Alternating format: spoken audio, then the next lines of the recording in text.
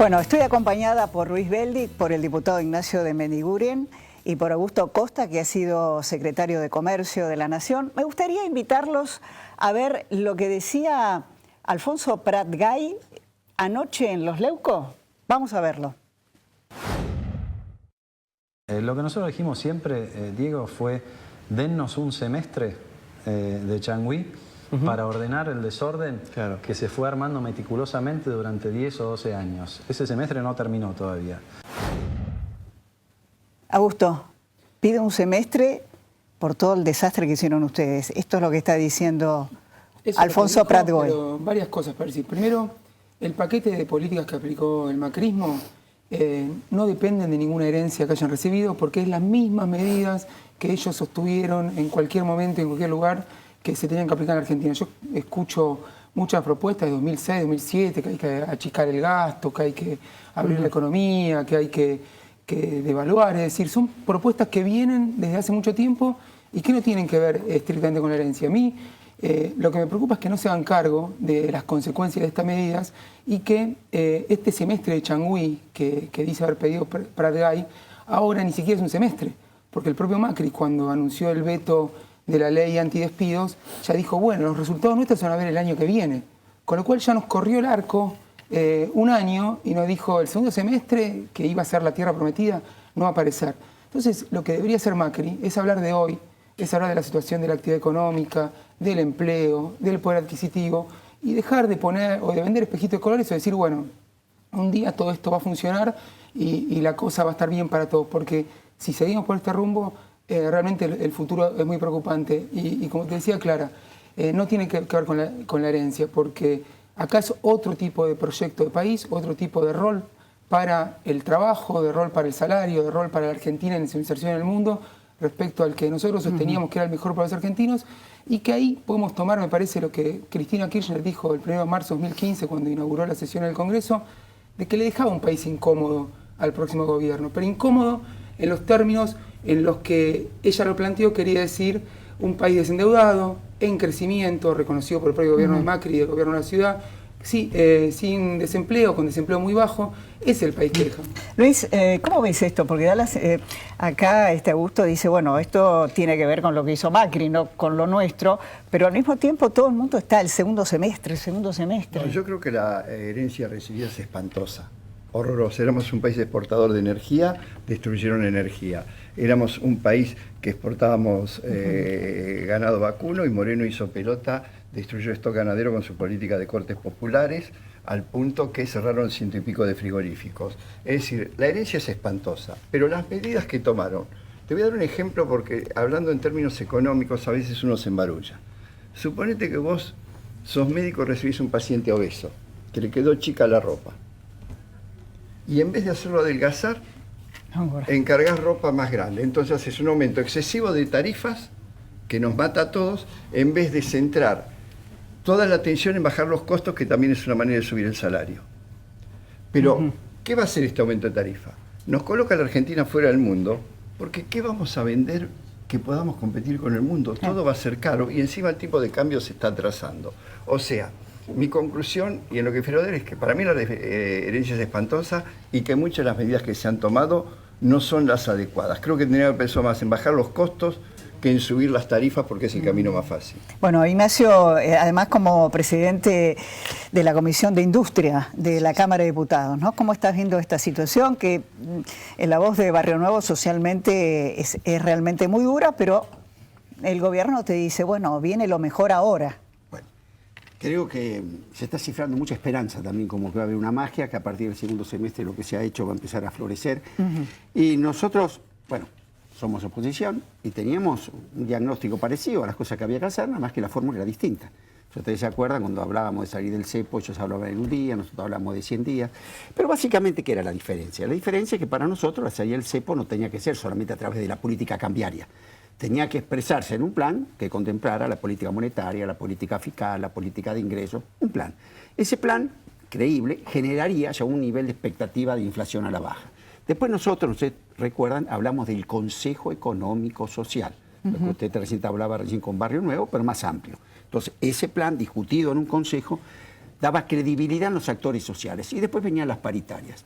El gobierno eligió otro camino, salió nada más con la política cambiaria, creo que con el tema tarifas y todo el resto, apeló a un ajuste. Como bien decía Luis, él dijo, ya que habla el tema del régimen, ¿no? Uno puede adelgazar si va a un nutricionista y le da un régimen, digamos, equilibrado. O puede encerrarte en una jaula y tirar la llave al río. Digamos, va a adelgazar también, pero creo que va a ser traumático ese. Entonces, ¿qué sucedió? ¿Se puede volver atrás en este tema de tarifas? Bueno, yo quiero, a ver, existe. Bueno, Clara, perdóname, te voy a decir si podés. Sí. Nosotros que decíamos con el tema tarifa, hablo lo que estamos planteando. Sí. Cuando uno tiene tarifas, que indudablemente había que adecuarlas, que además para nosotros, para la industria, la peor luz es la que no se tiene, la más cara. Pero hay dos formas. Cuando uno tiene servicios, contrato de servicios, puede ajustar o por precio o por plazo de las concesiones. Acá ha sido solamente precio. Yo creo que podía haber una negociación que nosotros planteamos, era extender el plazo, pero disminuir en forma paulatina cómo venía ese aumento. ¿Para qué? Para que el aumento llegue en el momento que la economía también empieza a crecer. Hay un cepo que nadie habla y que es el que nos va a crucificar y que va a hacer que estas crisis sean repetitivas y que no pueda tener éxito ni el kirchnerismo, ni Cambiemos, ni nadie, que no es el cepo laboral, es el cepo sindical. Las cláusulas extrasalariales que tienen los sindicatos encarecen cualquier producto fabricado en la Argentina. De hecho, lo que está pasando en el puerto, nadie quiere un flete en un barco argentino. El obrero petrolero se reserva el derecho de que no se tercerice nada de lo que se hace ahí, con lo que todo le cuesta un costo a la industria petrolera enorme. Y vos vas a cada gremio, y doy siempre el ejemplo de los remolcadores. Una empresa amiga, ¿Vos crees que el problema está en los mira, sindicatos? te cuento esto. El cepo sindical aumenta costo. Y te voy a dar un ejemplo. Argentina, una empresa argentina compró un remolcador en China. 4 tripulantes chinos lo trajeron a Buenos Aires de Shanghái. Tuvo que ir a hacer un remolque a Mar del Plata. El sindicato le pidió 12 tripulantes. Y él, que es un empresario, sabe en cuánto inciden los costos. Por eso digo, también los sindicalistas tienen que hacer su mea culpa, porque primero, el ausentismo está entre el 5 y el 7% diario. Así, ese también es otro costo enorme. Y esto es lo que yo decía. El camino más difícil es bajar los costos y el más fácil es aumentar todo. Pero las crisis se van a volver a repetir si no resolves este problema de costos que son la estructura de la economía. A mí me preocupa, en línea con ese Luis, que se aplique la palabra cepo a lo que tiene que ver con acciones sindicales, cuando se le pone cepo laboral a la ley que pretende frenar esta oleada de despidos que hay y que el gobierno niega, o el famoso cepo cambiario que también de Mendiguren mencionaba, me parece peligroso porque ahí el rol que tiene el Estado, el rol que tienen los sindicatos para defender el empleo, los derechos, tiene que reconocerse y no puede llamarse como si fuese una restricción a las libertades empresarias de echar gente, a las libertades de sacar guita del país, mandarla a paraísos fiscales y evitar que la economía tenga divisas. Es decir, una administración como la que tuvo el gobierno de Néstor y de Cristina Kirchner. Ahora, ¿ustedes qué se reprochan? ¿Qué se reprochan desde el punto de vista económico? Desde el punto de vista económico uno puede reprocharse muchas cosas de implementación práctica de políticas, pero uno tiene que tener en cuenta que nosotros nunca nos pusimos metas puntuales, por ejemplo, de inflación. Si ustedes la inflación la reconocían, sí la reconocíamos claramente. Era una de las variables que nosotros... Más o menos la reconocíamos. Pero ¿cómo la vamos a reconocer? Y metieron con el INDEC, que no lo reconocían. El primer IPC nacional que sale en 2014, ¿cuánto da de inflación? 24%. Es una inflación muy alta en términos regionales. ¿Y entre 2007 y en términos, 2014? Perdón, Luis. Eso, cuando nosotros sacamos el IPC-NU, reconocemos la inflación. ¿Y qué hacemos? Empezamos a trabajar para bajarla. El año pasado, en 2015, hasta que dejamos el gobierno, todas las consultoras, los índices que te gustan a vos o los índices oficiales, decían que venía bajando la inflación. Ahora, uno puede pensar, y bajando la inflación, con una economía que se expandía, reconocida también por fuentes oficiales y extraoficiales. Entonces, bajó la inflación sin ajuste brutal.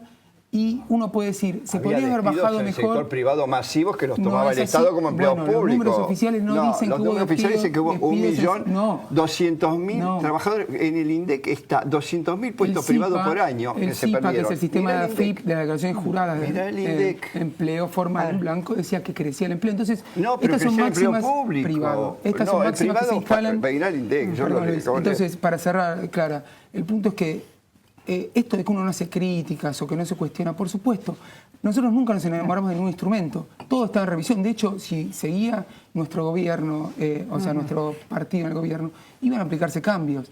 pero esos cambios siempre pensando en objetivos globales de crecimiento con inclusión. Ignacio, el otro día lo hablábamos por radio, da la sensación de que falta una visión, ¿no? Además de estos temas puntuales que son importantes todos, pero como una visión de país, Exacto. ¿no?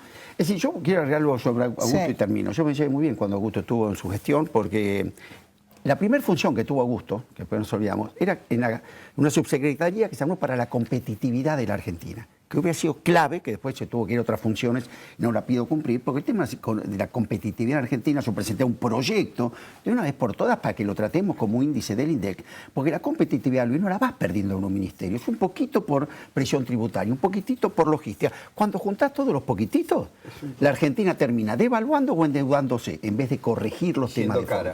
Entonces, Augusto estaba en ese tema, me acuerdo, trabajamos mucho. Lástima que después otras funciones, se me dice, una de las cosas que a lo mejor critico que vos te hayas ido a otras funciones y esa subsecretaría que era tan importante, no, digamos, lo podíamos haber hecho mejor. Sabés que tengo un gran respeto por lo que hiciste. Bueno, ¿qué es lo que noto hacia adelante? Hacia adelante hoy ya está. Yo no quiero hablar de la ley de despido, pasó, ya está. El gobierno apuesta, para mí, sinceramente, a que el tema de haber arreglado con los holdouts ya nos pone en otra categoría, van a venir las inversiones. Yo primero digo, si no corregimos los precios relativos, para que vuelvan a ser rentables negocios en la Argentina, es muy difícil que la inversión venga, porque nadie invierte donde pierde plata y nadie invierte en una economía que se achica. Si una economía se achica, con lo que está es suficiente. Entonces yo creo que el gobierno tiene un concepto del costo fiscal contra inversión fiscal. Por ejemplo, vamos al tema... Ahora, el déficit creció, el déficit. Claro, pero vamos dando... Una cosa es déficit para gasto corriente. Ahora, ¿pudimos pagar un poco más de tasa que el doble que Bolivia, ¿no? Para arreglar con los holdouts? Sí, porque hacía falta, porque había que cerrar. De 12 emitimos 16.000, sí, porque había que dar confianza a los inversores externos.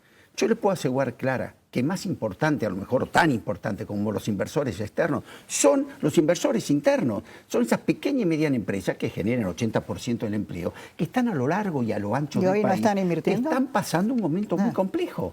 Simultáneamente se les cayó el mercado, simultáneamente vino unos tarifazos que sobre su facturación son muy grandes. El tema financiero, si el Banco Central paga 35% de tasa a los bancos, ustedes imaginan a cuánto descuenta un cheque una pyme de Pergamino, arriba del 80%. Sumo el tema de la apertura anárquica de la economía, que también ahí el otro día te escuchaba que las explicaciones que le dieron a los empresarios desde el gobierno del descalabro que hicieron con el régimen de administración del comercio fue que nuestra gestión no les dio la información porque les dio un pendrive con todo lo que eran los proyectos vacíos. Entonces, a mí eso es así, perdón, eso es así. Bueno, esa fue la explicación que dieron. Es muy poco serio. Estás hablando de un tema en el que usted tiene un comportamiento pésimo y que dio lugar a corrupción. No, por eso, ¿cómo da lugar a corrupción?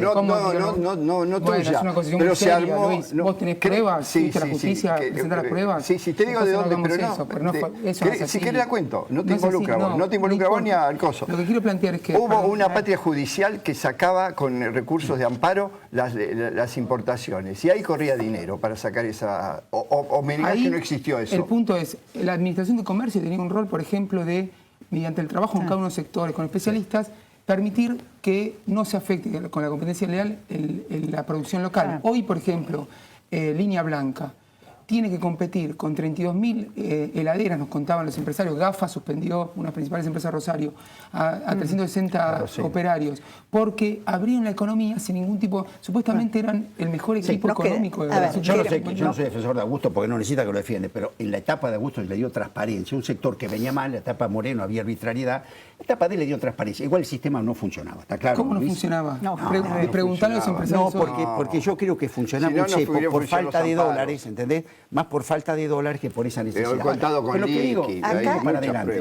Yo creo que para la gente que estamos... ¿Hay un posible segundo semestre mágico o no?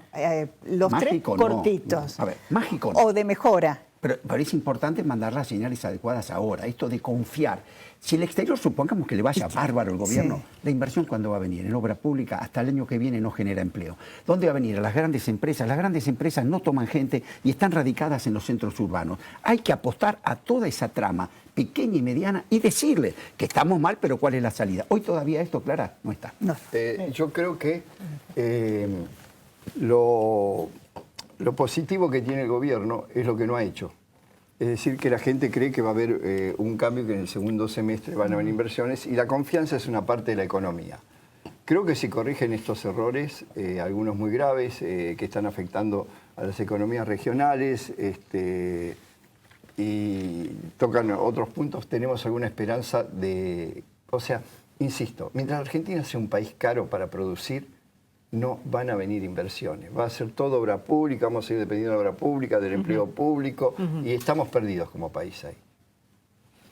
Me gustó, Sí, muy cortito. Yo creo que si el macrismo sigue con estas políticas, no vamos a tener un muy buen segundo semestre, de hecho vamos a tener una situación peor, y yo creo que de continuar con este esquema vamos a tardar bastante más para volver a tener una economía en crecimiento. ¿Hay conciencia de esto en este gabinete tan ampliado en materia económica, Luis? Es que lo que pasa es que los primeros meses de cualquier gobierno son de aprendizaje. Y yo esa chance se la doy a todos los gobiernos, como al de Néstor Kirchner, que incluso cambió muchas cosas que había hecho al principio, después las modificó, después modificó otras para bien, otras para mal. Pero todos los primeros meses son de aprendizaje. Y ellos llegan con una mente muy estructurada, con un equipo joven, que creyó, porque, ojo, los argentinos tenemos también inflación por expectativas. Si vamos subiéndole a poquito el gas, te van ajustando los costos por los aumentos que vienen. Es un país complejo. A los tres, muchísimas gracias. Los dejo ya con Paulino Rodríguez.